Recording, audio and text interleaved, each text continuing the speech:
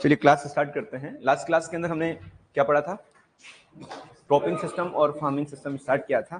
ठीक है, cropping system और फार्मिंग सिस्टम के अंदर जनरली हमने कुछ इंट्रोडक्शन के बारे में बात किया था। इसके अंदर हम कहे थे कि क्रॉप क्या होता है? It is a group of plants which is cultivated by the farmer for their economic purpose. इसको हम क्या बोलते हैं? क्रॉप बोलते हैं।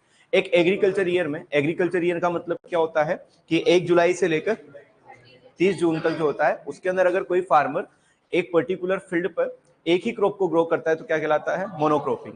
अगर एक से अधिक मतलब 2 या मोर देन 2 क्रॉप्स को ग्रो करता है तो क्या कहलाता है? मल्टीपल क्रॉपिंग कहलाता है। इसके बाद में एक मोनोकल्चर टर्म आया था। मोनोकल्चर क्या होता है? Cultivation of only one crop year after year on a same piece of land is known as a monoculture. ठीक है, इसके बाद में हमने बात किया था सॉलिड प्लांटिंग, सोले क्रॉपिंग या प्योर प्लांटिंग या प्योर क्रॉप किसे कहा जाता है? यदि हम एक पर्टिकुलर फील्ड पर एक सिंगल वेराइटी को, हम किसी पर्टिकुलर क्रॉप की सिंगल वेराइटी को ग्रो करते हैं तो क्या कहलाता है? सॉलिड प्लांटिंग, सॉल प्लांटिंग या फिर प्योर प्लांटिंग कहा जाता है। ठीक है, इसके बाद में हमने बात किया था मल्टीपल क्रॉपिंग की। जब हम बात करते हैं तो मल्टीपल क्रॉपिंग के अंदर हमने कहा था कि कल्टीवेशन ऑफ 2 और more than 2 crops on a piece of land in a agriculture year is known as a multiple cropping. Multiple cropping के अंदर मैंने आपको कुछ चीजें बताई थी। इसके अंदर एक फर्स्ट वन था सिक्वेंशियल क्रॉपिंग।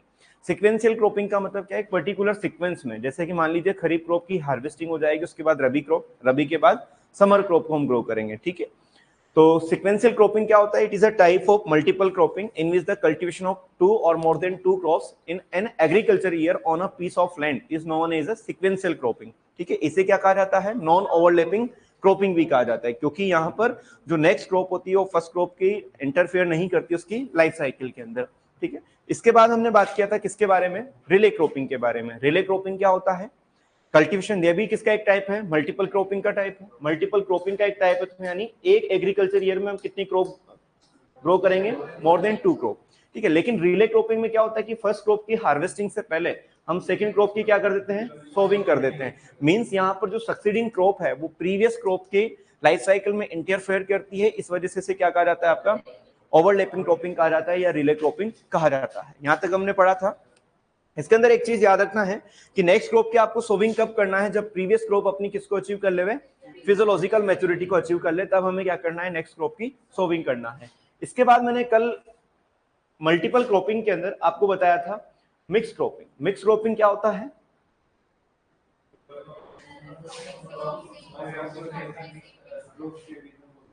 मतलब कुल मिला के एक एग्रीकल्चर ईयर के अंदर हम 2 या 2 से अधिक क्रॉप को तो ग्रो कर रहे हैं, वो तो हो गया मल्टीपल क्रॉपिंग का टाइप। लेकिन मिक्स क्रॉपिंग में मैं एक वर्ड आपको लिखाना भूल गया था, एक बार हम इसको लिखते हैं फिर आप समझना। Mix cropping, mix cropping term किसने दिया था? लाफ्लिज ने। कब दिया था? 1928 में। ठीक है, 1928 में किसने दिया था? लाफ्लिज ने दिया था। ठीक है, अब मिक्स क्रॉपिंग क्या होता है कि जाहिर सी बात है ये भी किसका एक प्रकार है? मल्टीपल क्रॉपिंग का। यानी एक एग्रीकल्चर ईयर के अंदर हम 2 या 2 से अधिक क्रॉप को क्या करेंगे? ग्रो करेंगे। ठीक है, कहां पर करेंगे? एक पर्टिकुलर पीस ऑफ लैंड पे। ये भी क्लियर था। लेकिन वर्ड क्या है यहाँ पर? मिक्स।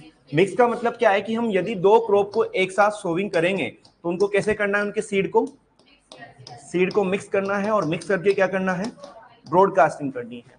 ठीक है, लेकिन आप यहां पर देखिए कि अगर हम 2 क्रॉप के सीड को मिक्स कर रहे हैं तो क्या कोई डेफिनेट रो अरेंजमेंट कर रहे हैं क्या, या कोई फिक्स रेशो कर रहे हैं क्या? यानी हम कह सकते हैं कि कल्टीवेशन ऑफ 2 और मोर देन 2 क्रॉप साइमल्टेनियसली, यहां एक वर्ड आएगा कि कल्टीवेशन ऑफ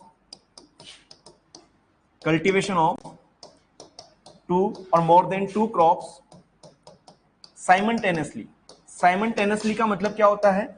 एक साथ, simultaneously on a piece of land without any row arrangement और फिक्स रेशो। इसे क्या कहा जाता है? आपका मिक्स क्रॉपिंग। मल्टीपल क्रॉपिंग कहां लागू हो जाएगा कि एक एग्रीकल्चर ईयर के अंदर एक पर्टिकुलर फील्ड पर 2 या 2 से अधिक क्रॉप ग्रो किया है तो किस में आएगा? आपका मल्टीपल क्रॉपिंग में। मैंने कहा कि मिक्स क्रॉपिंग क्या होता है कि मिक्स क्रॉपिंग में है cultivation of more than 2 crops, 2 और मोर देन 2 क्रॉप साइमल्टेनियसली, एक साथ, on a piece of land, एक पर्टिकुलर फील्ड पर, विदाउट एनी रो अरेंजमेंट और फिक्स रेशो, बिना किसी रो अरेंजमेंट के, बिना किसी फिक्स रेशो के। जब 2 क्रॉप के सीड को मिक्स कर देते हैं और उनकी ब्रॉडकास्टिंग करते हैं तो इसे क्या कहा जाता है, मिक्स क्रॉपिंग कहा जाता है। मिक्स क्रॉपिंग का मेन ऑब्जेक्टिव क्या है, सब्सिस्टेंस। क्या है,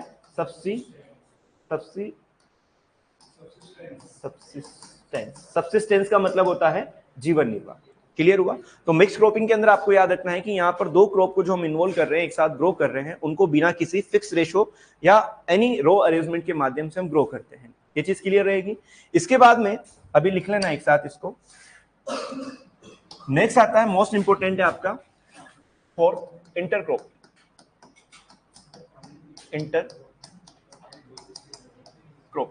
इंटरक्रॉपिंग भी एक किसका एक टाइप है, मल्टीपल क्रॉपिंग का है। मल्टीपल क्रॉपिंग का है तो हम लिख सकते हैं कि कल्टीवेशन ऑफ टू और मोर देन टू क्रॉप, ठीक है, इन एक एग्रीकल्चर ईयर। इसको तो ये क्या हो गया, मल्टीपल क्रॉपिंग हो गया। अब इंटरक्रॉपिंग क्या इंडिकेट करता है, यदि हम दो या दो से अधिक क्रॉप को एक पर्टिकुलर फील्ड पर ग्रो करते हैं, एक पर्टिकुलर फील्ड पर ग्रो करते हैं, यहां पर भी क्या आएगा, साइमल्टेनियसली। साइमल्टेनियसली का मतलब क्या होता है, एक साथ। कल्टीवेशन ऑफ टू और more than two crop simultaneously on a piece of land with specific row arrangement और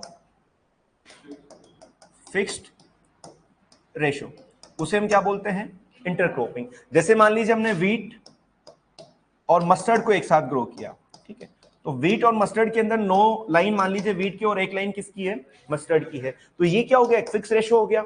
यदि मान लीजिए हम व्हीट और मस्टर्ड के सीड को मिक्स करके अगर सोइंग करते साइमल्टेनियसली, तो वो क्या कहलाता, मिक्स क्रॉपिंग कहलाता। यानी इंटरक्रॉपिंग के अंदर एक चीज आपको जरूर मिलेगा, एक तो साइमल्टेनियसली वर्ड मिलेगा और पीछे क्या मिलेगा, विद स्पेसिफिक रो अरेंजमेंट और फिक्स रेशो। इसे क्या कहा जाता है, आपका इंटरक्रॉपिंग कहा जाता है। क्लियर हुआ। Cultivation of more than two crop in one year, ये तो क्या हो गया, आपका मल्टीपल क्रॉपिंग हो गया, उसका एक टाइप है। मींस कल्टीवेशन ऑफ टू और more than two crop simultaneously on a piece of land with specific row arrangement और फिक्स रेशो, इसको हम क्या बोलते हैं, आपका इंटरक्रॉपिंग कहा जाता है। क्या कहा जाता है, इंटरक्रॉपिंग। अब इस इंटरक्रॉपिंग के भी कई टाइप्स होते हैं, इसके अंदर हम पढ़ेंगे। पैरेलल इंटरक्रॉपिंग क्या होता है, कंपेनियन इंटरक्रॉपिंग क्या होता है, सिनर्जिस्टिक इंटरक्रॉपिंग क्या होता है, मल्टी स्टोरेज इंटरक्रॉपिंग क्या होता है, ठीक है। इन चार के बारे में हम बात करेंगे। तो एक बार आप लिखना, फिर उसके बाद हम एक साथ इनको पढ़ते हैं। ये वाला लिख लिया था आपने कल, ठीक है, चलिए लिखना ही है, चलो लिख लो डेफिनेशन। कल्टीवेशन ऑफ टू और more than two crop simultaneously on a piece of land without, ये वर्ड याद रखना है, विदाउट एनी रो अरेंजमेंट और fix ratio, without any row arrangement और फिक्स रेशो।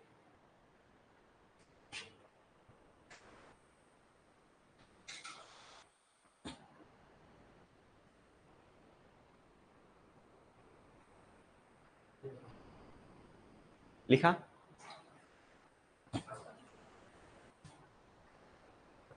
चलिए इसके बाद में और डालना आप इंटरक्रॉपिंग में एक बार लिखना, फिर मैं समझाता हूं। इंटरक्रॉपिंग, इंटरक्रॉपिंग देखो, इंटरक्रॉपिंग टाइप हम किसमें पढ़ रहे हैं, मल्टीपल क्रॉपिंग में। इससे मतलब आपको क्लियर है कि वन एग्रीकल्चर ईयर के अंदर मोर देन टू क्रॉप्स का कल्टीवेशन हो रहा है। अब हम पर्टिकुलर इंटरक्रॉपिंग की डेफिनेशन की बात करते हैं। ग्रोविंग ऑफ टू और more than two crops simultaneously on a piece of land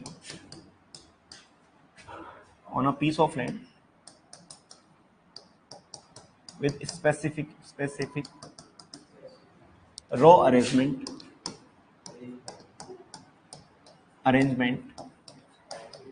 और फिक्स रेशो, ठीक है। इसको हम क्या बोलते हैं, इंटरक्रॉपिंग, ठीक है। एक चीज आपको याद रखना है कि मान लीजिए जैसे कि दो चीजें हैं, ठीक है, एक मैंने लिखा सोयाबीन व्हीट, ठीक है। चलो इसको मैं अभी समझाता हूं, पहले आप लिखिए example, wheat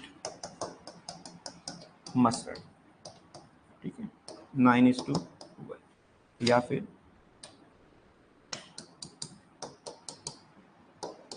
potato between the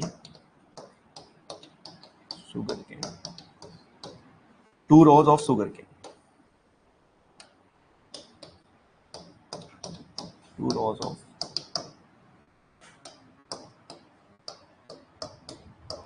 sugar, 2 rows of sugar cane. Growing of 2 or more than 2 crops simultaneously on a piece of land with specific row arrangement or fixed ratio, इसको हम क्या बोलते हैं? इंटरक्रॉपिंग.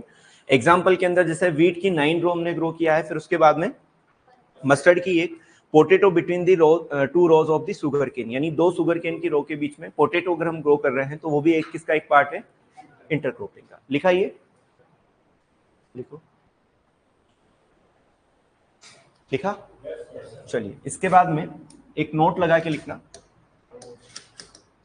मतलब कोई अपनी जेब में से नोट निकाल के मत लिखना, ठीक है, नोट लगा के लिखना है ना, नोट में लिखना. देखो 2 चीजें हैं कि एक आपको लिखा हो सोयाबीन, व्हीट और समर मूंग, ठीक है, या फिर आपको लिखा हो सोयाबीन, व्हीट प्लस मस्टर्ड और समर मूंग.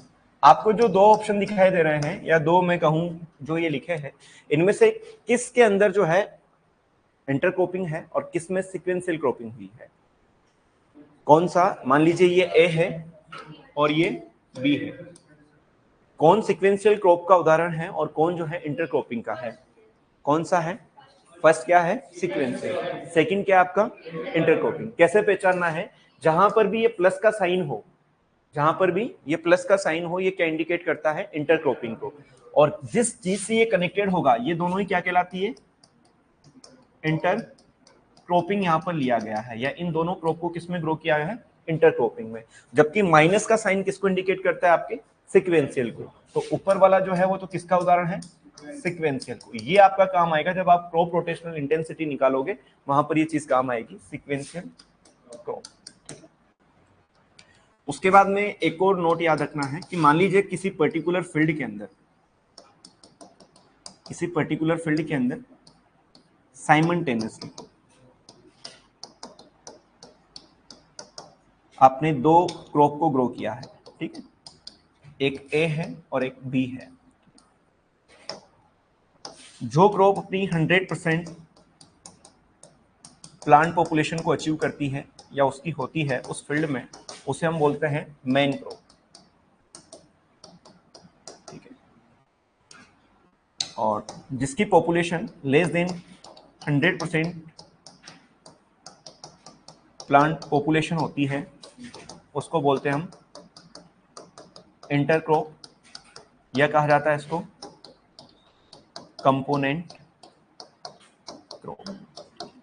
किसी इंटरक्रॉपिंग सिस्टम के अंदर आपने 2 क्रॉप को एक साथ ग्रो किया है, उन दोनों क्रॉप में से अगर किसी एक क्रॉप की 100% प्लांट पॉपुलेशन है, जैसे मान लीजिए कि कोई शुगर केन है, उस शुगर को इनको जब हम ग्रो करते हैं, माना कि, या फिर मान लीजिए हम कहें वीट है, वीट को, या फिर कॉटन है, कॉटन को हम 1 हेक्टेयर के अंदर ग्रो करते हैं, तो उसकी रिकमेंडेड प्लांट पॉपुलेशन जो है वो 50,000 होना चाहिए. 1 हेक्टेयर में कितने प्लांट्स होना चाहिए? 50,000 प्लांट्स होना चाहिए. अगर वो हैं तो उसको क्या कहेंगे हम? Main crop. यदि मान लीजिए 50,000 से कम अगर प्लांट्स उस 1 हेक्टेयर में थे तो उसको हम क्या बोलेंगे? इंटरक्रॉप या कंपोनेंट क्रॉप कहा जाता है. ये चीज काम आएगी अपने जब हम सिनर्जिस्टिक क्रॉपिंग पढ़ेंगे, उसके अंदर रिप्लेसमेंट सीरीज और एडिटेटिव सीरीज पढ़ेंगे, वहां ये चीज काम आएगी. तो आपको याद रखना है कि किसी फील्ड के अंदर जब हम इंटरक्रॉपिंग फॉलो करते हैं, उसके अंदर 2 क्रॉप ग्रो करते हैं, 2 क्रॉप में से अगर कोई एक क्रॉप जो है 100% प्लांट पॉपुलेशन है, जितनी रिकमेंडेड होती है 1 हेक्टेयर के अंदर उतनी है, तो उसको हम क्या बोलते हैं? Main crop. यदि 100% से कम है तो उसको क्या कहा जाता है? इंटरक्रॉप या कंपोनेंट क्रॉप कहा जाता है. हो सकता है कि दोनों कंपोनेंट क्रॉप हो सकता है कि एक मेन क्रॉप हो और एक इंटरक्रॉप हो, ठीक है. अभी हम इसको समझेंगे. लिखा क्या ये? ऐसे मेरे ख्याल से थोड़ी दिक्कत हो गई ना, या तो पहले एक बार अपन समझ लेते हैं उसके बाद लिख लेते हैं, ये चीज सही रहेगी ना. चलिए एक बार आप समझिए उसके बाद लिखना है ना. टाइप्स ऑफ इंटरक्रॉपिंग की बात करता हूं तो फर्स्ट इसमें आता है टाइप्स ऑफ, आईसी का मतलब क्या होता है? इंटरक्रॉप, ठीक है. फर्स्ट वन है इसमें पैरेलल इंटरक्रॉपिंग. पैरेलल इंटरक्रॉपिंग को समझने से लिए एक एग्जांपल आपको देखना है। मान लीजिए एक फील्ड है, इस फील्ड के अंदर मैंने दो क्रॉप ग्रो किया है, एक आपका मेज है और एक क्या है, मूंग है। क्या है, मेज और मूंग को ग्रो किया है। मेज जो है एक सीरियल क्रॉप है, मूंग एक क्या है, हमारी लेग्यूमिनोसी क्रॉप है। यदि इन दोनों की अगर मैं बात करता हूं तो मेज की जो रूट सिस्टम होता है वो डीप रूट सिस्टम होता है, जबकि मूंग के अंदर क्या होता है, सैलो रूट सिस्टम होता है। पहली चीज। सेकंड चीज की अगर मैं बात करता हूं तो peak nutrient demand, peak nutrient demand की बात करता हूं, यानी जिस तरीके से क्रिटिकल स्टेजेस होती है उसी तरीके से पर्टिकुलर क्रॉप की पीक न्यूट्रिएंट डिमांड होती है, यानी उस कंडीशन में उसके पास क्या होना चाहिए, न्यूट्रिएंट की अवेलेबिलिटी होना चाहिए। तो मेज की अगर मैं बात करता हूं तो मेज की 15 डेज आफ्टर सोविंग, कितने, बुआई के 50 दिन बाद क्या होता है, पीक न्यूट्रिएंट डिमांड आती है। क्या आती है, पीक न्यूट्रिएंट डिमांड आती है। जबकि मूंग की जो है 35 डेज आफ्टर सोविंग क्या आता है, पीक न्यूट्रिएंट डिमांड होता है। दूसरी चीज, इनका रूट पैटर्न जो है वो भी क्या है, डिफरेंट है। ठीक है, इसका क्या है आपका डीप है, इसका क्या है आपका शैलो है। ठीक है, अगर मान लीजिए इन दोनों को मैं फील्ड में ग्रो करूंगा तो क्या ये एक दूसरे को कंपीट करेगी, क्या नहीं करेगी। साथ ही मूंग क्या करेगा, नाइट्रोजन फिक्सेशन भी करेगा, माइक्रोबियल एक्टिविटी, मतलब कहीं ना कहीं इन दोनों की जो नेचुरल हैबिट है वो क्या है, डिफरेंट है।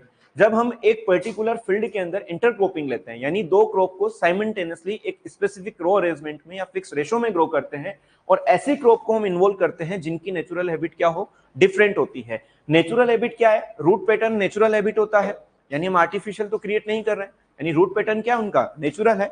सेकंड चीज, उनकी पीक न्यूट्रिएंट डिमांड भी क्या है, नेचुरल है। यानी जब हम इंटरक्रॉपिंग सिस्टम के अंदर दो ऐसी क्रॉप को इन्वॉल्व करते हैं जिनकी क्या होती है, डिफरेंट नेचुरल हैबिट होती है, उसे क्या कहा जाता है, पैरेलल इंटरक्रॉपिंग कहा जाता है।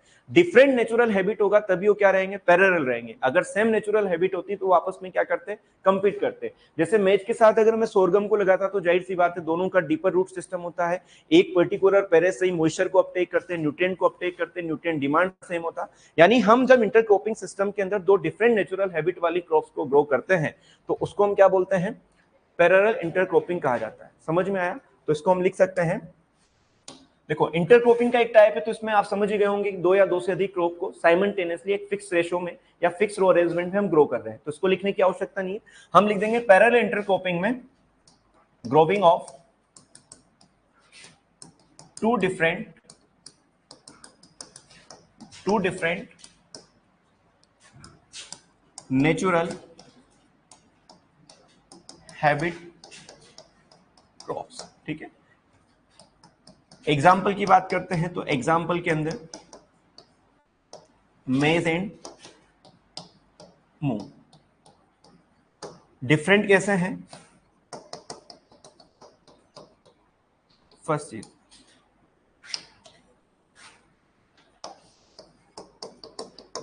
डिफरेंट कैसे हैं। फर्स्ट अगर हम बात करते हैं रूट, ठीक, रूट सिस्टम की बात करते हैं तो मेज का कैसा होता है, डीप रूटेड होती है, डीप रूटेड। मूंग की कैसी होती है, शैलो रूटेड। ठीक है, सेकंड चीज हम बात कर सकते हैं यहां पर न्यूट्रिएंट डिमांड, न्यूट्रिएंट डिमांड में भी peak nutrient demand.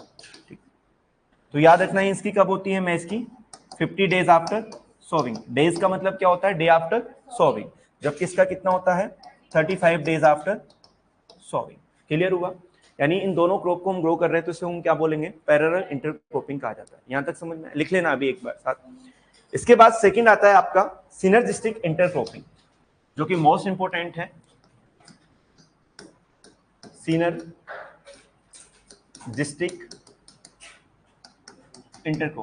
Synergistic intercropping आपने देखा होगा। सिनर्जिस्टिक इफेक्ट क्या होता है, सिनर्जिस्टिक इफेक्ट का मतलब होता है कि जैसे दो चीजें हैं उनका इफेक्ट जो है उनके इंडिविजुअल इफेक्ट से क्या होता है, ज्यादा होता है, तो इसको हम क्या बोलते हैं, सिनर्जिस्टिक बोलते हैं। क्या बोलते हैं, सिनर्जिस्टिक। क्लियर हुआ, तो सिनर्जिस्टिक का मतलब क्या हुआ कि मान लीजिए कि दो क्रॉप है, एक ए है और एक बी है। ठीक है, इन दोनों को हमने 1 हेक्टेयर एरिया पर इसको ग्रो किया, 1 हेक्टेयर एरिया पर इसको ग्रो किया। मान लीजिए यहाँ पर जो यील्ड आई वो कितनी है, 500 केजी, यहाँ पर आई वो कितनी है, 1000 केजी। क्लियर हुआ, इसके बाद में एक पर्टिकुलर फील्ड पर हम इन दोनों क्रॉप को एक साथ ग्रो कर रहे हैं। क्या कर रहे हैं, एक साथ ग्रो कर रहे हैं, और यहाँ पर जो यील्ड आ रही है वो कितनी आ रही है, 1600 केजी आ रही है। इन दोनों की जो इक्विवेलेंट यील्ड है वो कितनी आ रही है, 1600 केजी आ रही है। तो आप कह सकते हो कि अगर इन दोनों को हम जोड़ते हैं, यानी इनके 16 यील्ड की कंपैरिजन करें और इनका कंबाइन यील्ड का कंपैरिजन करें तो कौन ज्यादा है आपका? AB is greater than compare to A and AB is integrate compare to B। यही हुआ। किसके बेसिस पे बात करी? यूनिट एरिया के बेसिस पे बात करी हमने। यहाँ पर किसके बेसिस पे बात करी? Unit area. यहाँ पर भी 1 हेक्टेयर था और यहाँ पर भी 1 हेक्टेयर था। इन दोनों को भी किसमें ग्रो किया? 1 हेक्टेयर में। इसका मतलब ये कहा जाता है कि जब दो सोले क्रॉप को हम अलग अलग ग्रो करते हैं और उन दोनों क्रॉप को हम एक साथ ग्रो करते हैं, तो उनको एक साथ जब हम ग्रो करते हैं तो यूनिट एरिया बेसिस उनकी यील्ड यदि ज्यादा आती है तो उसको हम क्या बोलते हैं? सिनर्जिस्टिक इंटरक्रॉपिंग कहा जाता है। क्या कहा जाता है? सिनर्जिस्टिक इंटरक्रॉपिंग कहा जाता है on the basis of unit area when both intercrops yield is more compare to their solid planting is known as a synergistic intercropping कहा जाता है। क्लियर हुआ? सिनर्जिस्टिक इंटरक्रॉपिंग को एक बार हम लिखते हैं, फिर उसके बाद समझाता हूं आगे कि yield of both intercrops is high compared to their solid planting on unit area basis। ठीक है, एग्जाम्पल की अगर मैं बात करूं तो AB is greater then A and B individual. ठीक है, ये क्या है आपका? इंडिविजुअल। ठीक है, यहां तक समझ में आया? अब इसके अंदर मोस्ट इंपोर्टेंट चीज जहां से हर एग्जाम के अंदर क्वेश्चन पूछा जाता है, बड़े ध्यान से समझने की कोशिश करना। ठीक है, समझ में नहीं आया तो एक बार बताना भी सही। देखिए, जब भी हम सिनर्जिस्टिक की बात करते हैं तो सिनर्जिस्टिक इंटरक्रॉपिंग को on the basis of plant population, किसके बेसिस पे? On the basis of plant population. 2 types इसको हम डिवाइड करते हैं। फर्स्ट वन होता है आपका रिप्लेसमेंट सीरीज,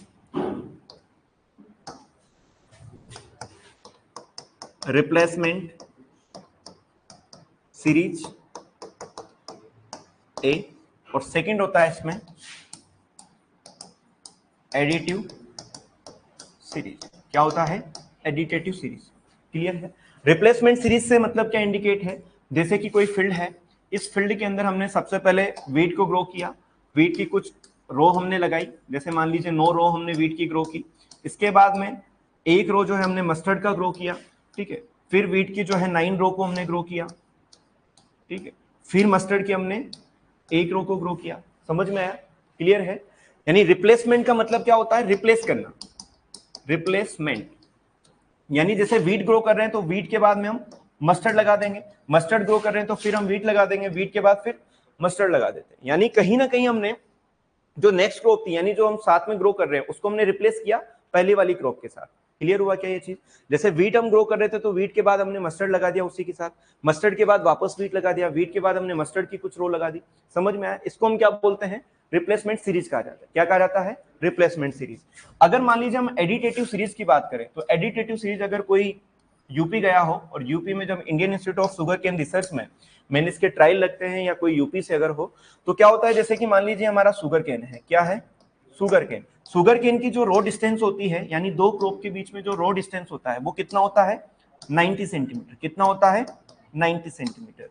फिर हमने शुगर केन ग्रो किया तो ये भी कितना है इसके बीच में? 90 सेंटीमीटर। क्लियर है? ये क्या आपका शुगर केन। 1 हेक्टेयर एरिया के अंदर आपने क्या लगा दिया? शुगर केन को ग्रो कर दिया इस तरीके से। अब आप क्या करोगे कि यदि हम पोटैटो की बात करते हैं तो पोटैटो की जो रो टू रो डिस्टेंस होती है वो कितनी होती है? 45 सेंटीमीटर। क्या होती है? 45 सेंटीमीटर। क्या दो शुगर केन की रो के बीच में हम एक पोटैटो को ग्रो कर सकते हैं? क्या लगा सकते हैं? इधर भी 45 और इधर भी 45। समझ में आया चीज? यानी हमने कहा कि जो शुगर केन है उस शुगर केन को तो हमने 1 हेक्टेयर के अंदर प्लांटिंग किया जितनी उसकी रिकमेंडेड रेट थी उसके अकॉर्डिंग। तो यहाँ पर शुगर केन हमारे लिए क्या हो गया? मेन क्रॉप हो गया। लेकिन देखो कि यहाँ पर एक पोटैटो यहाँ आ गया, फिर पोटैटो आ गया, फिर यहाँ आ गया। यानी कहीं ना कहीं शुगर केन की तो जो प्लांट पॉपुलेशन रिकमेंडेड थी वो तो 100% अचीव हुई है, लेकिन पोटैटो की 100% प्लांट पॉपुलेशन अचीव नहीं हुई है। यदि हम रिप्लेसमेंट सीरीज की बात करते हैं तो आप पहले वीट को 9 रो ग्रो कर रहे हो, फिर मस्टर्ड की एक ग्रो कर रहे हो, फिर वीट की एक ग्रो कर रहे हो। मतलब यहाँ पर दोनों ही क्रॉप जो है अपनी 100% प्लांट पॉपुलेशन को अचीव नहीं करेगी ना। मैं मान लीजिए जैसे कि वीट का 22.5 इंटू 10 सेंटीमीटर होता है। ठीक है। तो मान लीजिए इसको हमने ग्रो किया, 10 रो लगा दिया, फिर हम मस्टर्ड लगा रहे हैं, तो कहीं ना कहीं स्पेसिंग में चेंजेस आया है, और स्पेसिंग में जब चेंजेस आ जाता है तो रिकमेंडेड जो डोज होती है या रिकमेंडेड जो रेशन होता है कि भाई इतना प्लांट पॉपुलेशन होता है, वो अचीव नहीं हो पाता है। मेरा कहने का मतलब ये है कि रिप्लेसमेंट सीरीज के अंदर दोनों ही क्रॉप क्या होती है, बोथ क्रॉप क्या होती है आपकी, कंपोनेंट क्रॉप होती है, या फिर क्या कहा जाता है, इंटर क्रॉप होती है। जबकि एडिटेटिव सीरीज के अंदर क्या होता है, एक क्रॉप तो क्या होती है आपकी मेन क्रॉप होती है, और सेकंड क्रॉप क्या होती है आपकी इंटर क्रॉप होती है, क्या कहलाता है, कंपोनेंट क्रॉप कहा जाता है। क्लियर है। मैंने आपको कल क्लास में बताया था, एक होता है क्रॉप ज्योमेट्री। क्रॉप ज्योमेट्री का मतलब क्या होता है, रो टू रो और प्लांट टू प्लांट। अगर मैं आपसे पूछूं कि रिप्लेसमेंट सीरीज और एडिटेटिव सीरीज, इन दोनों में से किसके अंदर क्रॉप ज्योमेट्री अफेक्ट होगा और किसके अंदर क्रॉप ज्योमेट्री अफेक्ट नहीं होगा, किसमें, रिप्लेसमेंट में या फिर एडिटेटिव में, किसमें, और थोड़ा ध्यान से सोचो किसके अंदर होगा। देखो, रिप्लेसमेंट के अंदर क्रॉप ज्योमेट्री का मतलब क्या है, रो टू रो और plant to plant distance. Clear है। रिप्लेसमेंट के अंदर वीट का जितना रिकमेंडेड था, जहां तक वीट की लाइन लगाई वहां तक वही स्पेसिंग हमने रिकमेंडेड किया। जब हम मस्टर्ड का ग्रो कर रहे तो उसके अकॉर्डिंग लगा रहे, फिर हम वीट का लगा रहे तो उसी के अकॉर्डिंग रख रहे हैं। यानी यहां पर क्रॉप ज्योमेट्री क्या है आपकी, फिक्स है। लेकिन एडिटेटिव सीरीज के अंदर हमने कहा कि सुगर केन के बीच में हम किसको इंसर्ट कर रहे हैं, पोटैटो को। तो जो सुगर केन के बीच में जो रो टू रो डिस्टेंस था, कहीं ना कहीं पोटैटो ने इसको अफेक्ट किया, पोटैटो ने कहीं ना कहीं अफेक्ट किया ना उस चीज को। तो मींस हम कह सकते हैं कि एडिटेटिव सीरीज के अंदर तो क्रॉप ज्योमेट्री क्या होती है, अफेक्ट होता है, लेकिन रिप्लेसमेंट सीरीज के अंदर क्रॉप ज्योमेट्री अफेक्ट नहीं होता है। ये दो मोस्ट इंपोर्टेंट क्वेश्चन है जो आपसे पूछे जा सकते हैं। एक बार हम इसको लिखते हैं, फिर बाद में समझते हैं। रिप्लेसमेंट सीरीज, रिप्लेसमेंट सीरीज कौन सी इंटरक्रॉपिंग का एक पार्ट है, रिप्लेसमेंट सीरीज कौन सी इंटरक्रॉपिंग का एक पार्ट है, सिनर्जिस्टिक या पैरेलल। ठीक है, मतलब याद है आप लोगों को ना।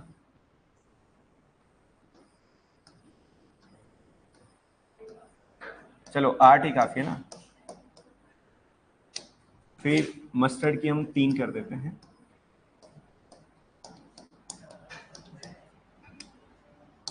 आठ वापस वेट की, ठीक है, 3 वापस मस्टर्ड की। आप समझ गए होंगे इस चीज को ना। दो मेन पॉइंट इसके अंदर है कि रिप्लेसमेंट सीरीज के अंदर क्रॉप ज्योमेट्री अफेक्ट होता है नहीं होता, क्रॉप ज्योमेट्री नॉट अफेक्टेड। और बोथ क्रॉप क्या होती है, बोथ क्रॉप्स आर इंटरक्रॉप और कंपोनेंट क्रॉप। ठीक है। इसके बाद में यदि हम एडिटेटिव सीरीज की बात करें,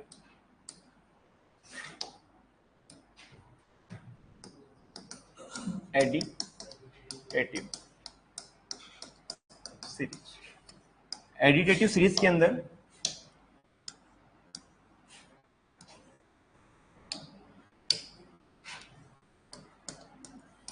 शुगर केन क्या ज्यादा ही डिस्टेंस हो गई क्या, शुगर केन, ठीक, 90 सेंटीमीटर ना, 90 सेंटीमीटर। इसके बीच में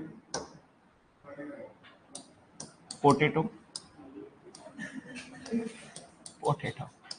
चलिए लिख लेना, शुगर केन की रो इंटू रो 90 सेंटीमीटर, जबकि पोटैटो का कितना होता है, आर इंटू आर 45 सेंटीमीटर। ठीक है।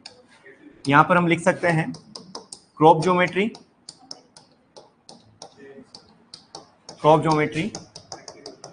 अफेक्टेड, और सेकंड पॉइंट क्या हो जाएगा, one crop is main crop, और अनदर जो क्या होती है, क्रॉप इज इंटर क्रॉप, या इसे क्या कहा जाता है, कंपोनेंट क्रॉप। आपसे अगर मैं पूछूं कि इंडिया के अंदर कौन सा सीरीज फॉलो किया जाता है, एडिटेटिव सीरीज या रिप्लेसमेंट सीरीज, वेरी गुड, कौन सा किया जाता है, पक्का? लॉक कर दिया जाए?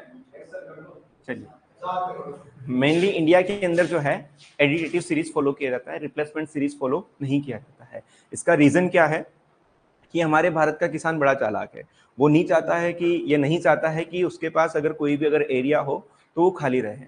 हो सकता है कि हमारी तरफ का किसान अगर हो तो मतलब चाहेगा कि खेत खाली रहे।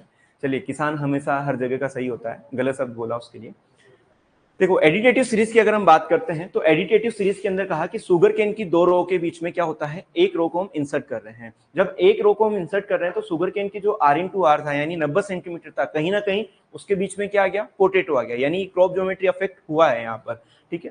जबकि अगर हम बात करें आपके रिप्लेसमेंट सीरीज के अंदर तो यहाँ पर क्रॉप ज्योमेट्री अफेक्टेड नहीं होता है। मेनली रिप्लेसमेंट सीरीज जो वेस्टर्न कंट्रीज होती है वहां पर फॉलो किया जाता है, वेस्टर्न कंट्री। आपने बहुत रेयरेस्ट केस में देखा होगा कि अगर हम गांव में देखते हैं तो या तो वीट लगाना है तो सारा ही वीट हम ग्रो करते हैं, मस्टर्ड लगाना है तो सारा ही मस्टर्ड हम ग्रो करते हैं। ऐसा तो है नहीं 5 रो वीट की लगा देंगे फिर 3 रो नापने के लिए बैठेंगे कि नहीं वापस हम जो है मस्टर्ड लगा दें, यानी ये इंडियन कंडीशन के अंदर फॉलो नहीं किया जाता है। जबकि अगर हम बात करें एडिटेटिव सीरीज की, फॉलोवेड इन इंडिया, फॉलोवेड इन इंडिया।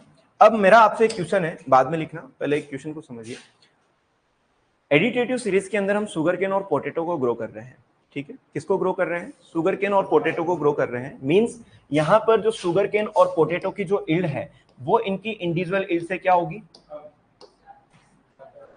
ज्यादा होगी ना, तभी तो ये सिनर्जिस्टिक का एक पार्ट है भाई। सिनर्जिस्टिक का मतलब क्या है कि दोनों क्रॉप को हम इंडिविजुअल सोविंग करते हैं या इंडिविजुअल अगर हम प्लांटिंग करते हैं तो उसकी इल्ड जो है दोनों को हम एक साथ ग्रो करते हैं तो क्या आती है, ज्यादा आती है। इसका पीछे का रीजन क्या है कि यदि हम शुगर केन और पोटैटो को दोनों को अगर हम ग्रो करते हैं तो इनकी इल्ड इनकी इंडिविजुअल प्लांटिंग से ज्यादा आएगी। और हम जानते हैं कि शुगर केन भी जो है हाईली न्यूट्रिएंट फीडिंग क्रॉप है और पोटैटो भी आपकी हाईली न्यूट्रिएंट फीडिंग क्रॉप है। जब दोनों की नेचर जो है न्यूट्रिएंट को फीड करने की है, यानी जितना भी न्यूट्रिएंट होता है उसको वो फीड कर लेते हैं, फिर भी इनकी इल्ड जो है इनकी इंडिविजुअल प्लांटिंग से ज्यादा क्यों आ रही है? इसके रीजन क्या है बताइए। चलिए, इसका आंसर ये है, अगर कभी आपसे एग्जाम में पूछ लिया जाए, क्योंकि ये क्वेश्चन मेरे से पूछा था किसी ने, मेनली होता क्या है, एडिटेटिव सीरीज की जब हम बात करते हैं ये कहां पर फॉलो किया जाता है, इंडिया में। इंडिया में भी मेनली जहां यूपी वाला जो रीजन है जहां पर शुगर केन का कल्टीवेशन ज्यादा किया जाता है, वहां पर वहां के फार्मर क्या करते हैं, शुगर केन की दो रो के बीच में एक पोटैटो की रो को क्या कर देते हैं, इंसर्ट कर देते हैं, यानी लगा देते हैं। इसका रीजन क्या है कि शुगर केन के अंदर जर्मिनेशन आपने देखा होगा बहुत लेट आता है, लगभग 360-365 दिन की ये क्रॉप होती है, तो इसकी जो इनिशियल ग्रोथ होती है वो क्या होती है, स्लो होती है। पहला रीजन, इनिशियल ग्रोथ स्लो होती है तो वहां पर जो मॉइस्चर या न्यूट्रिएंट का एप्लीकेशन हम शुगर केन के लिए करते हैं उनका यूटिलाइजेशन कौन करता है, आपका पोटैटो करता है। कौन करता है, पोटैटो। सेकंड चीज की अगर मैं बात करता हूं तो शुगर केन के लिए इरिगेशन रिक्वायरमेंट या वाटर रिक्वायरमेंट की मैं बात करता हूं, सबसे ज्यादा वाटर रिक्वायरमेंट किसकी होती है, शुगर केन की होती है। जब वाटर रिक्वायरमेंट सबसे ज्यादा है तो इरिगेशन भी हम बार बार देंगे, इरिगेशन ज्यादा देंगे तो जाहिर सी बात है जो बीच में आपका पोटैटो ग्रो कर रहे हैं उसको भी क्या मिलेगा, मॉइस्चर मिलेगी, यानी उसके लिए आपको एडिशनल खर्चा करने की आवश्यकता नहीं है। तो फार्मर के लिए 2-3 बेनिफिट होते हैं कि फर्स्ट वन तो क्या होगा कि जो स्पेस अवेलेबल है उसका यूटिलाइजेशन हो रहा है।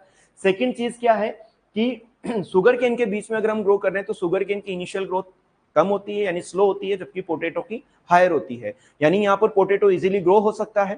थर्ड चीज क्या है कि शुगर केन जो है हाईली न्यूट्रिएंट फीडिंग क्रॉप होता है, इस वजह से इसके लिए अगर हम फर्टिलाइजर का एप्लीकेशन कर रहे हैं तो वो पोटैटो भी उसका क्या करेगा, बेनिफिट लेगा। फोर्थ पॉइंट क्या है कि शुगर केन की जो वाटर रिक्वायरमेंट होती है वो बहुत ज्यादा होती है, लगभग 1500 से 2500 हेक्टेयर एमएम होती है, 1500 से 2500 हेक्टेयर एमएम होती है।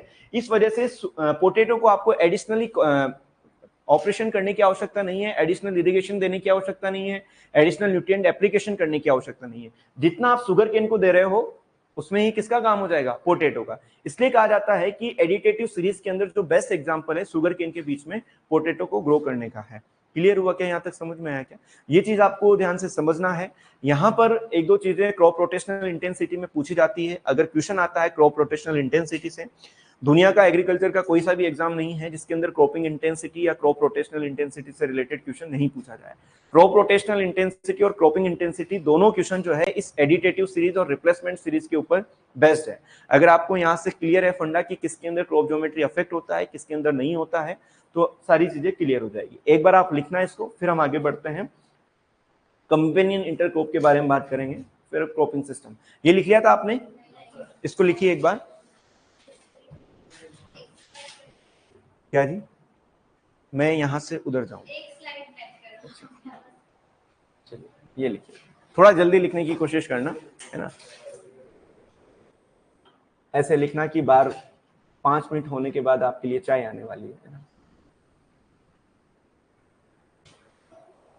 डेस्मोडियम की बात करेंगे दोस्त, डेस्मोडियम के बारे में बात करेंगे, नॉर्वे केनिया के बारे में बात करेंगे, पुश एंड पुल टेक्नोलॉजी के बारे में बात करेंगे। थोड़ा सा धीरज रखो। डेस्मोडियम रूट एक्जिक्यूटिव रिलीज करता है जो इंटरक्रॉपिंग में हॉस्ट ससेप्टेबल का काम करता है। बिल्कुल बात करेंगे मोहित मीना इसके बारे में, आराम से आराम से। National centre of insect physiology and ecology कहाँ है? नैरोबी केन्या में है, जिन्होंने एक टेक्निक डेवलप किया है पुश एंड पुल टेक्नोलॉजी, उसके बारे में हम बात करेंगे। क्या? मैं इसीलिए धीरे बोल रहा हूं ताकि तेरे को सुनाई नहीं दे, क्योंकि तू आगे नहीं बैठा ना, आगे आया। चलिए लिख लिया। Types of intercropping, parallel intercropping, root system है ये ना, सिस्टम तो आप सब जानते होंगे।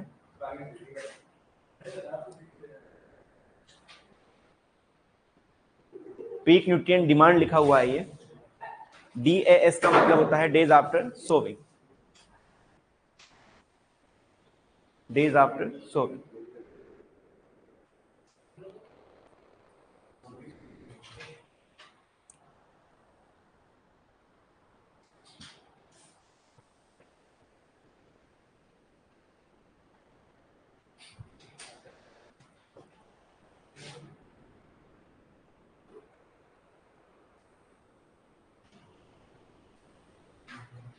अब पुराने पेपर्स देखते हो क्या?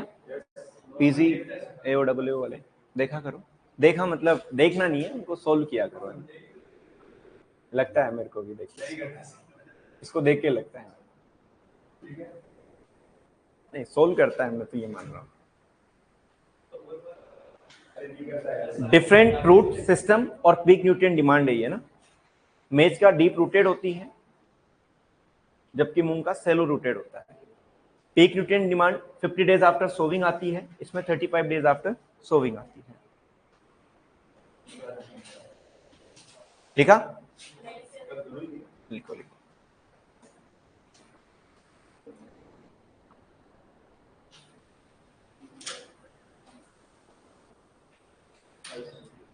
Yield of both intercrops is high compared to their solid planting on unit area basis.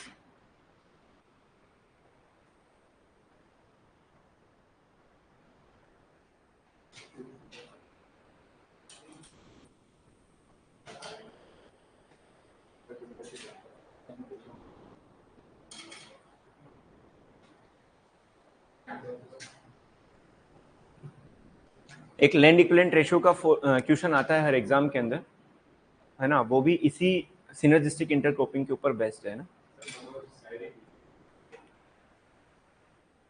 Motivational शायरी यार, इसकी कमी है अभी, है ना, मोटिवेशन।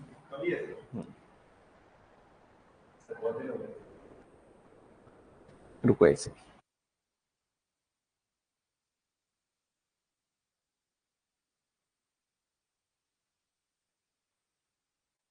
की तो कमी है, वैसे ही कूट कूट के भरा हुआ है?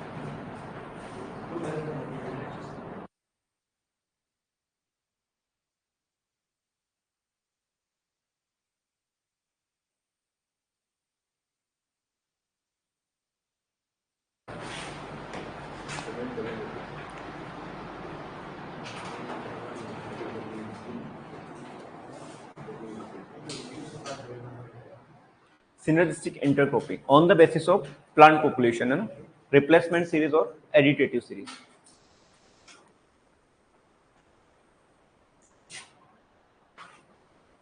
रिप्लेसमेंट सीरीज और एडिटेटिव सीरीज।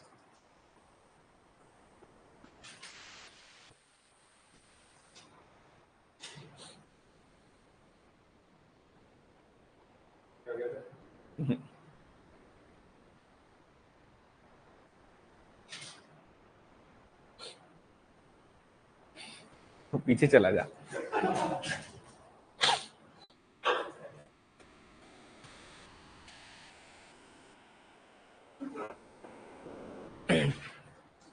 लिखा?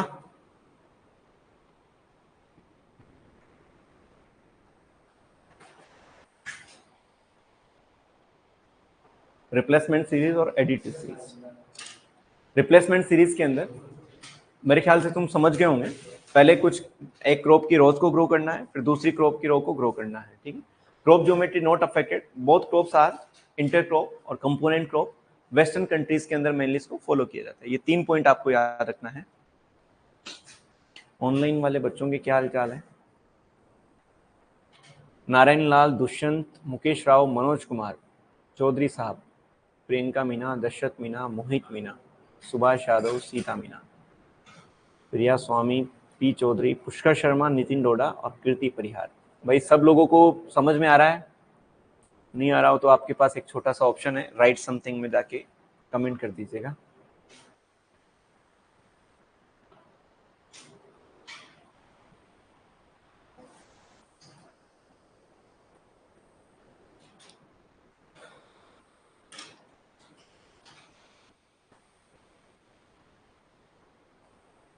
तीन पॉइंट काम के हैं। Crop geometry not affected, both crops are inter crop और component crop. Means replacement series के अंदर कोई भी एक पर्टिकुलर क्रॉप अपनी 100% प्लांट पॉपुलेशन को अचीव नहीं कर पाती है, ठीक है।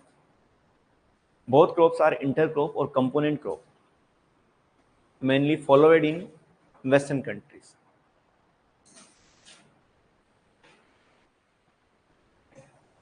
लिखा? लिखो लिखो।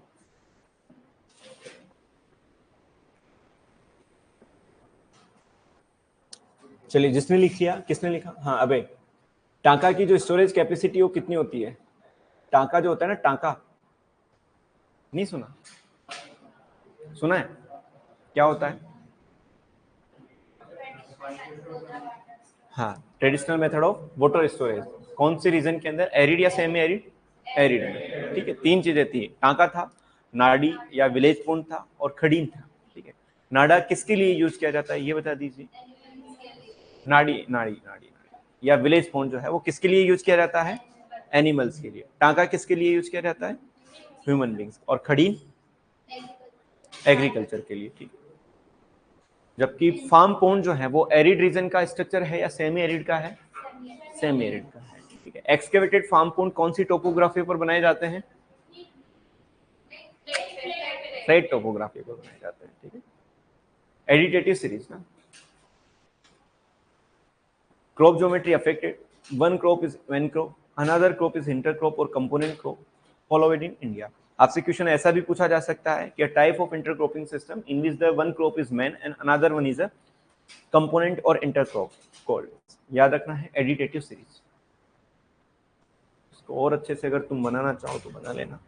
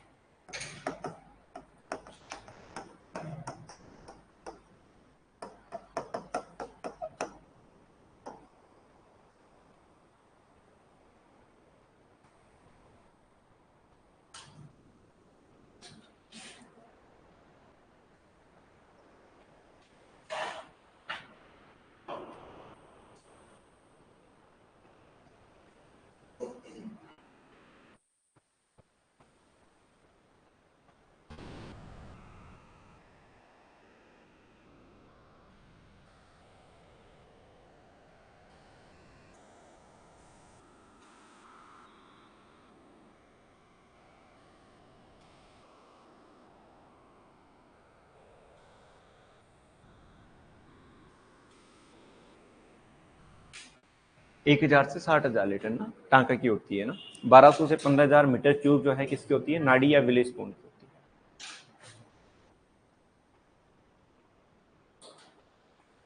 लिख लिया, चलिए लिखिए।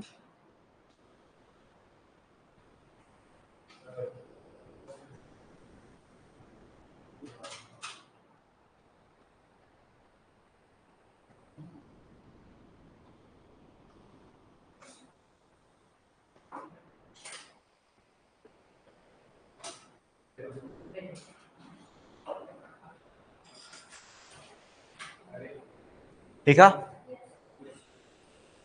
इसके बाद में इंटरक्रॉपिंग के अंदर थर्ड है आपका कंपेनियन क्रॉप। क्या है? Companion intercrop. कंपेनियन इंटरक्रॉप के अंदर ये याद रखना है कि yield of both intercrops is equal to yield of both intercrop is equal to there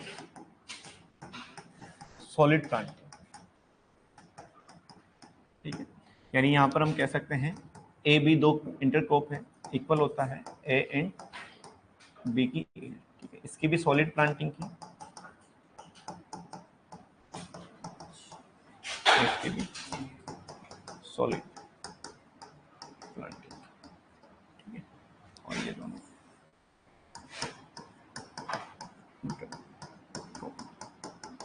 intercropping का एक ऐसा टाइप जिसके अंदर दोनों क्रॉप को जब हम एक साथ ग्रो करते हैं तो उनसे होने वाली यील्ड जो है किसके बराबर होगी, उनसे होने वाली इंडिविजुअल या फिर सोले यील्ड से।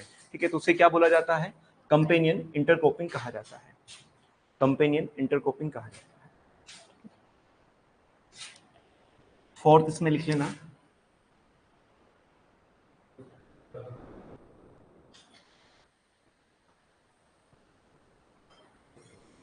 मल्टी स्टोरेज का नाम सुना है आपने? क्या होता है multi storage? Multi storage, very good. Multi storage या इनको क्या कहा जाता है, multi tiered intercropping. Multi storage या मल्टी टायर्ड इंटरक्रॉपिंग का मतलब क्या है कि कल्टीवेशन ऑफ टू और more than two crops simultaneously on a piece of land, जिनकी क्या हो, डिफरेंट हाइट्स की हो। यानी आपको एक सिंपल वर्ड में याद रखना है, different height, different height crops cultivated simultaneously on a piece of land। ठीक है, एग्जाम्पल में आप लिख लेना,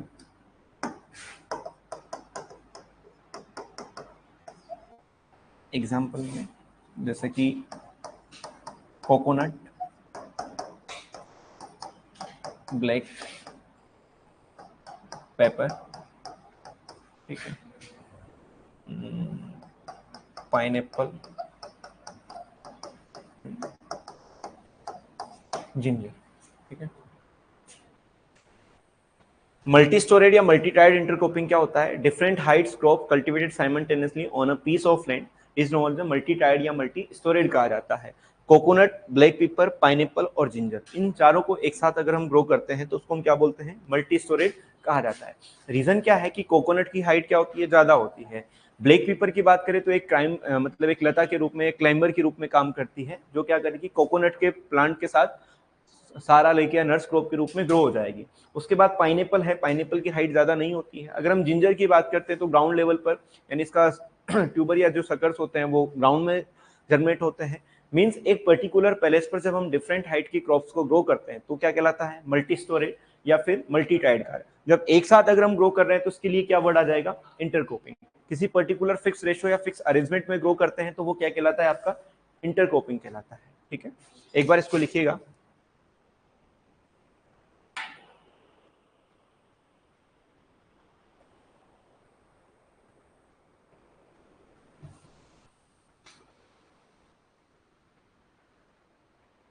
coconut, black pepper, pineapple,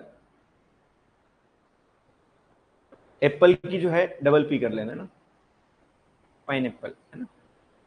pineapple C3 है, C4 है या केम प्लांट है? अरे यार, पाइनएप्पल जो है वो C3 है, C4 है या केम है? केम प्लांट है ना। लिख लिया? जल्दी लिखो।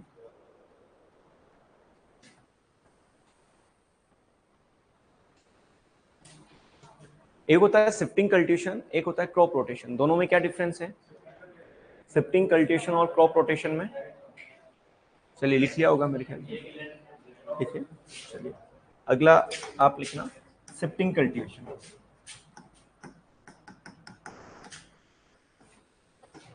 शिफ्टिंग कल्टीवेशन, शिफ्टिंग कल्टीवेशन का मतलब क्या है? यहाँ पर कल्टीवेशन को हम शिफ्ट कर रहे हैं।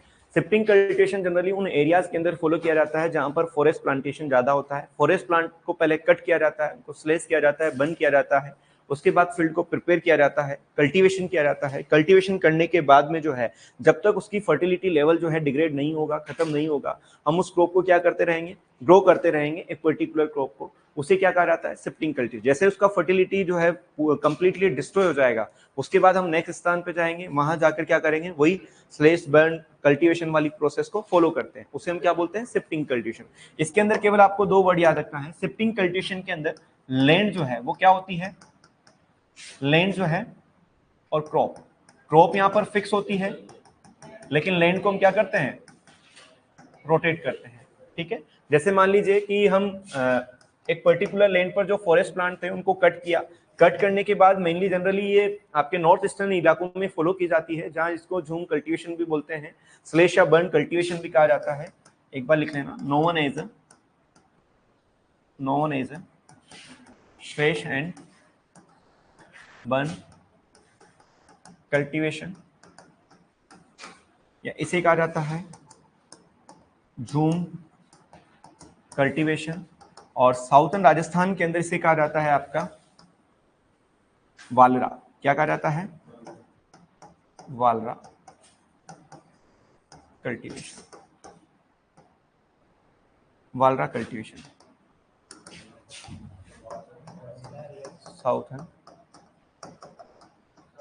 राजस्थान में वालरा।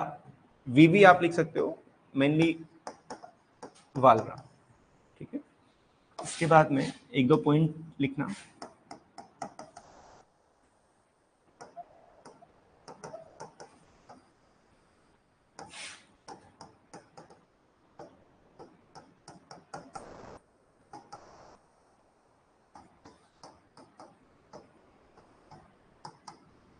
छोटा नागपुर, आसाम, झारखंड, ठीक है। क्रॉप जो है फिक्स क्रॉप के रूप में अधिकांश हम यहाँ पर राइस ग्रो करते हैं, ठीक है।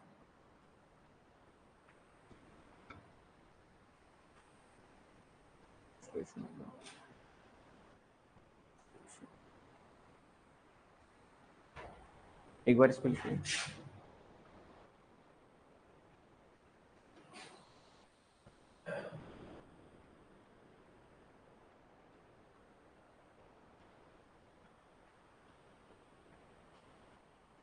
लिखा ये?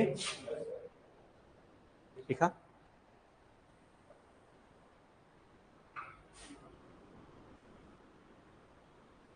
शिफ्टिंग कल्टीवेशन, लैंड रोटेट होती है, क्रॉप फिक्स रहेगी। Known as slash burn cultivation, jhum cultivation कहा जाता है, वालरा कल्टीवेशन कहा जाता है। साउथर्न राजस्थान के अंदर क्या कहा जाता है? वालरा कहा जाता है। मेनली कहां पर फेमस है? नॉर्थ ईस्ट इंडिया में, छोटा नागपुर, आसाम, झारखंड के अंदर। इसके अलावा इसकी 4 प्रैक्टिसेस होती है, वो लिखना, या 4 स्टेप्स इसके कल्टीवेशन का होता है।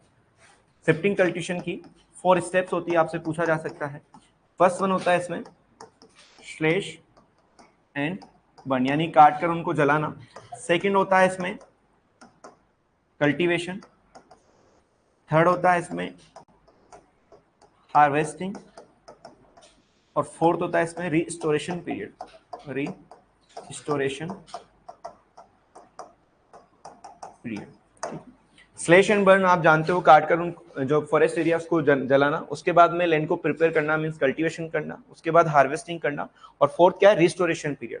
रिस्टोरेशन पीरियड का मतलब क्या होता है कि जब एक ऐसी स्टेज आ जाएगी जब हमारी फील्ड के अंदर जो सॉइल फर्टिलिटी लेवल है वो एकदम डिग्रेड हो जाएगा, उस केस के अंदर हम रिस्टोर करने के लिए, यानी उसकी फर्टिलिटी वापस रिस्टोर हो, उसके लिए हम उस फील्ड को क्या कर देते हैं, ऐसे ही छोड़ देते हैं, वहां पर कोई कल्टीवेशन प्रैक्टिसेस फॉलो नहीं करते हैं, उसे क्या कहा जाता है, रिस्टोरेशन पीरियड कहा जाता है। अगर आपसे कोई पूछे कि शिफ्टिंग कल्टीवेशन के अंदर रिस्टोरेशन पीरियड जो है वो कितना होता है, तो याद रखना है 10 to 12 ईयर। कितना होता है, 10 to 12 ईयर। यानी एक पर्टिकुलर लैंड पर हमने फॉरेस्ट जो होते हैं उनको कट किया, कट करने के बाद उनको जलाया, जलाने के बाद हमने वहां पर कल्टीवेशन स्टार्ट किया, हार्वेस्टिंग करते रहे, और हमने तब तक किया जब तक कि उसकी फर्टिलिटी लेवल जो है वो हाई था। लेकिन जब फर्टिलिटी लेवल डिग्रेड हो गया, कम हो गया, उस केस के अंदर हमने वहां पर कोई कल्टीवेशन प्रैक्टिसेस फॉलो नहीं की और हमने लैंड को रोटेट किया।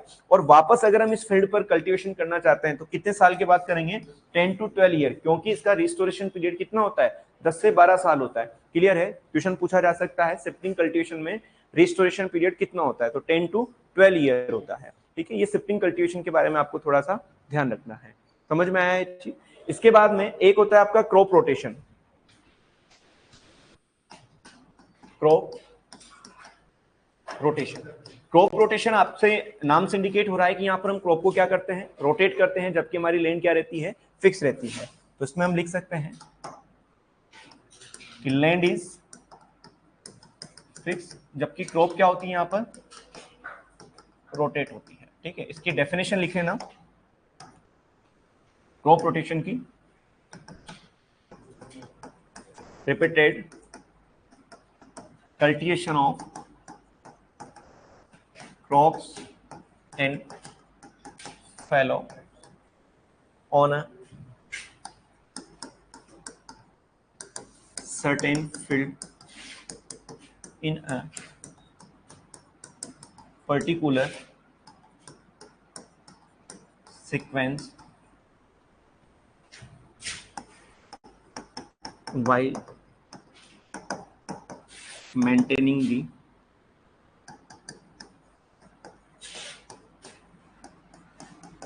Soil fertility. ठीक है, एग्जाम्पल की बात करें जैसे कि 2021-22 के अंदर, यानी ये क्या हो गया, एक हमारा एग्रीकल्चर ईयर हो गया। इसमें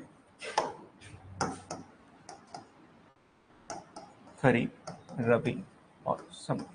खरीफ में हमने राइस ग्रो किया, व्हीट ग्रो किया, मूंग लगाया। ठीक है, लेकिन 2022-23 के अंदर एग्रीकल्चर ईयर में राइस की जगह सोयाबीन, मेष,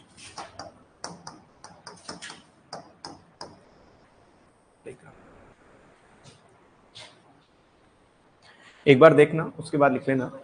क्रॉप रोटेशन की हम बात करते हैं तो नाम क्या है, क्रॉप रोटेशन मींस एक पर्टिकुलर लेन पर हम क्या करेंगे, क्रॉप को रोटेट करते हैं, जबकि लेन क्या रहेगी, फिक्स रहेगी, उसको हम क्या बोलते हैं, क्रॉप रोटेशन कहा जाता है। रिपीटेड कल्टीवेशन यानी लगातार खेती करते रहना, ऑफ क्रॉप्स यानी फसलों की, एंड फैलो यानी उसको पड़ती जोड़ना, यानी वहां पर कोई भी हम क्रॉप को नहीं लेना, ऑन अ सर्टेन फील्ड किसी पर्टिकुलर फील्ड पर, इन अ पर्टिकुलर सीक्वेंस एक पर्टिकुलर सीक्वेंस में, while maintaining the soil fertility. Crop rotation क्या होता है कि एक पर्टिकुलर फील्ड पर क्रॉप को हमें सीक्वेंसली ग्रो करना है और इस तरीके से ग्रो करना है ताकि फील्ड का क्या बना रहे, सॉइल फर्टिलिटी मेंटेन रहे, उसको हम क्या बोलते हैं, क्रॉप रोटेशन कहा जाता है। जैसे मान लीजिए विष्णोई साहब हैं, इनके फार्म पर ये क्या करते हैं, 2021-22 के अंदर खरीफ सीजन में राइस लगाते हैं, रबी सीजन के अंदर व्हीट लगाते हैं, और समर सीजन के अंदर क्या लगाते हैं, मूंग लगाते हैं। लेकिन नेक्स्ट एग्रीकल्चर ईयर के अंदर ये क्या करते हैं कि इस राइस को रिप्लेस कर देते हैं सोयाबीन के साथ, ठीक है, व्हीट को रिप्लेस कर देते हैं मेज के साथ, और मूंग को रिप्लेस कर देते हैं ब्लैक ग्राम के साथ। यानी एक पर्टिकुलर फार्मर एक एग्रीकल्चर ईयर के अंदर, अगर या एक एग्रीकल्चर ईयर का भी हो सकता है क्रॉप रोटेशन, 2 ईयर का भी हो सकता है, 3 ईयर का भी हो सकता है, तो पर्टिकुलर ईयर के अंदर अगर वो क्रॉप्स को सिक्वेंसली अगर कल्टीवेट करता है तो उसे क्या कहा जाता है, आपका क्रॉप रोटेशन कहा जाता है। ठीक है, क्रॉप रोटेशन अगर हम फॉलो करते हैं तो एक अच्छा क्रॉप रोटेशन का क्या कैरेक्टरिस्टिक्स होता है कि ये सोइल की फर्टिलिटी लेवल को मेंटेन रखे, उसको बरकरार रखे, ये ध्यान में रखा जाता है। तो आप लिखना क्रॉप रोटेशन, लैंड यहाँ फिक्स होती है जबकि क्रॉप जो है रोटेट करते हैं। Repeated cultivation of crops and fallow fallow का मतलब होता है जब हम कोई भी क्रॉप ग्रो नहीं करते हैं on a certain field in a particular sequence while maintaining the soil fertility. Example के अंदर 2021-22 एक एग्रीकल्चर ईयर है जिसमें राइस हमने ग्रो किया खरीफ में, रबी में वीट और समर सीजन में मूंग। 22-23 के अंदर सॉइल फर्टिलिटी लेवल को बढ़ाने के लिए राइस की जगह हमने क्या यूज किया, सोयाबीन, वीट की जगह हमने मेज ले लिया और फर्दर फिर समर सीजन के अंदर ब्लैक ग्राम यूज किया।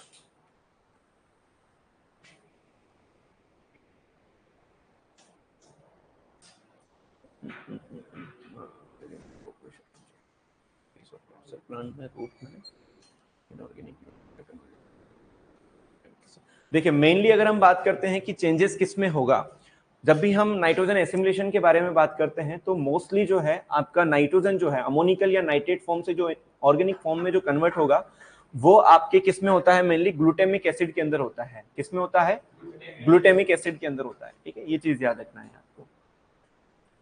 हाँ जी, हो गया 5-54 हो गए। ठीक है, चलिए आज को यहीं पढ़ते हैं। उसके बाद कल हम क्रॉपिंग पैटर्न, क्रॉपिंग सिस्टम के बारे में बात करेंगे और कुछ न्यूमेरिकल जैसे लैंड इक्विवेलेंट रेशियो क्या होता है, क्रॉप रोटेशनल इंटेंसिटी क्या होता है, क्रॉपिंग इंटेंसिटी क्या होता है, उसके बारे में बात करेंगे। ठीक है, फर्स्ट स्लाइड दिखाना एक बार देख लेना दुष्यंत, इसको एक बार ऑन करके।